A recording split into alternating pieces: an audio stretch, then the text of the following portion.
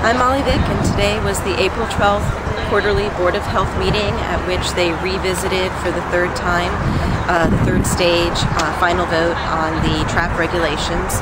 These passed in June with a grandfather amendment that would treat new and existing clinics differently, just as has been the precedent forever and as it's applied to every other medical facility in the state.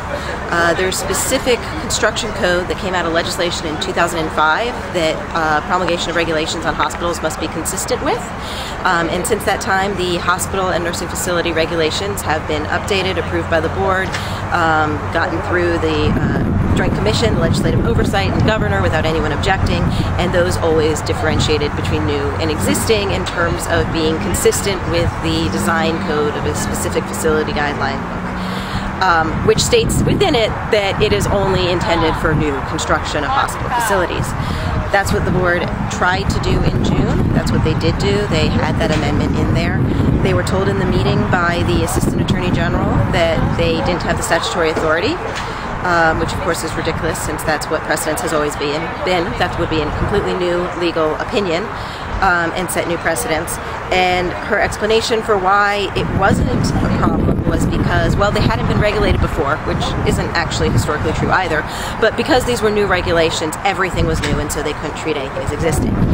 The board, even though was given that absurd advice, voted to grandfather in existing clinics, and the process coming out of a vote, it goes through the executive process, and so it's the Attorney General, Policy and Budget, Secretary of Health, and then Governor. And when it got to the Attorney General, he chose not to certify it by that same legal argument, and in effect vetoed it and sent it back to the board, and followed up by telling them that if they didn't do as he wanted them to, that he would not represent them, and that their representation would not be paid, that they would be personally liable, which is also unconstitutional and completely inaccurate from a legal code and any other standing. They don't have civil liability because they're acting on their part on the board. The state would have the liability.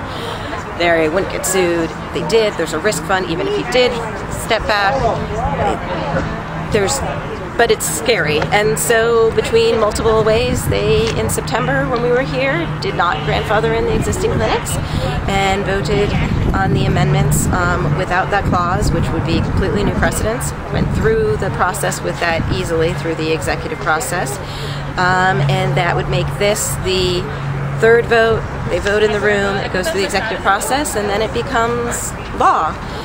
Which means that clinics would need to, they would have 2 years from when they originally applied, which was about a year ago now, so they would have a year to come up with these completely absurd cost-prohibitive changes, or almost all of the clinics in the state of Virginia will close, and with that will go safe and legal access, and no access, no choice.